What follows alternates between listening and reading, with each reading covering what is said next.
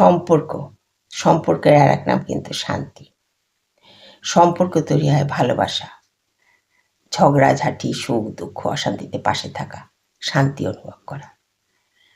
জন্ম থেকে মৃত্যু পর্যন্ত কিন্তু বহু সম্পর্ক তৈরি হয়, কিছুটা আবেগ দিয়ে, কিছুটা ভালোবাসা দিয়ে, কিছুটা গভীরতা দিয়ে।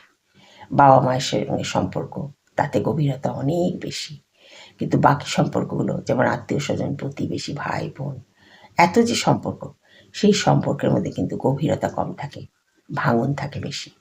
সম্পর্ক সাধারণত স্থানকাল পাত্র হিসেবেই কিন্তু টিকে থাকে। সম্পর্ক যেখানে ভালোবাসা আছে, যেখানে ভেদাভেদ নেই, যেখানে উচ্চ নিচ বলে কিছু থাকে না, সেই সম্পর্কে কিন্তু আসল সম্পর্ক, সেটা পাওয়া যায় ঈশ্বরের কাছে।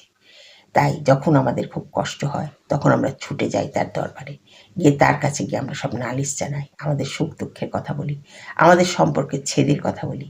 তিনি কিন্তু আমাদের কাছে টেনে নেন এবং শান্তি দান করেন। তাই সম্পর্কের আর এক নাম শান্তি, কিন্তু সেটা আমরা দেরিতে বুঝি।